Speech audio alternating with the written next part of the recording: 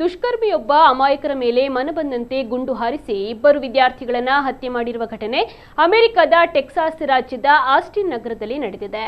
ಮೃತಪಟ್ಟವರ ಪೈಕಿ ಒಬ್ಬ ವಿದ್ಯಾರ್ಥಿನಿ ಭಾರತೀಯ ಮೂಲದ 21 ವರ್ಷದ ಸವಿತಾ ಶಾನ್ ಎಂದು ಗುರುತಿಸಲಾಗಿದೆ. ಭಾನುವಾರ ಮುಂಜಾನೆ ಸುಮಾರು 2 ಗಂಟೆಯ ಸುಮಾರಿಗೆ ಆಸ್ಟಿನ್ ನಗರದ ಜನನಿಬಿಡ ವೆಸ್ಟ್ 6th ಸ್ಟ್ರೀಟ್ನಲ್ಲಿರುವ ಬಫರ್ಸ್ ಬ್ಯಾಕ್ಯಾರ್ಡ್ ಬಿಯರ್ ಗಾರ್ಡನ್ ಎಂಬ ಬಾರ್ನ ಹೊರಗೆ ಈ ದಾಳಿ ನಡೆದಿದೆ. ಟೆಕ್ಸಾಸ್ ವಿಶ್ವವಿದ್ಯಾನಿಲಯದಲ್ಲಿ ಅರ್ಥಶಾಸ್ತ್ರ ಮತ್ತು ಮ್ಯಾನೇಜ್ಮೆಂಟ್ ವಿಷಯಗಳಲ್ಲಿ ಅಂತಿಮ ವರ್ಷದ ಪದವಿಯನ್ನು ಓದುತ್ತಿದ್ದ ಸವಿತಾ ಅವರು ಈ ದಾಳಿಗೆ ಬಲಿಯಾಗಿದ್ದಾರೆ. ಆರೋಪಿ ಡಯಾಗ್ನೆ ತನ್ನ ಕಾರನ್ನ ಬಿಯರ್ ಗಾರ್ಡನ್ನ ಹೊರಭಾಗದಲ್ಲಿ ನಿಲ್ಲಿಸಿ ಜನರ ಮೇಲೆ ಪಿಸ್ತೂಲಿನಿಂದ ಗುಂಡನ್ನು ಹಾರಿಸಿದ್ದ.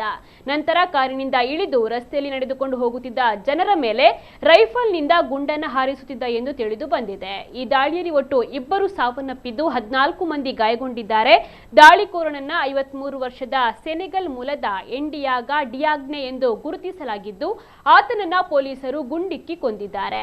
ದಾಳಿಕೋರನು ಇರಾನ್ ಧ್ವಜವಿರುವ ಟೀ ಶರ್ಟ್ ಅನ್ನು ಧರಿಸಿದ್ದ ಮತ್ತು ಇದು ಭಯೋತ್ಪಾದನಾ ಕೃತ್ಯವಿರಬಹುದು ಎಂದು ಶಂಕಿಸಿ FBI ತನಿಖೆಯನ್ನು ನಡೆಸ್ತಾ ಇದೆ. ಮೃತ ಸವಿತಾ ಅವರು ಆಸ್ಟಿನ್ ತಮಿಳು ಸಂಘದಲ್ಲಿ ಸ್ವಯಂ ಸೇವಕರಾಗಿ ಸಕ್ರಿಯರಾಗಿದ್ದರು ಎಂದು ತಿಳಿದು ಬಂದಿದೆ.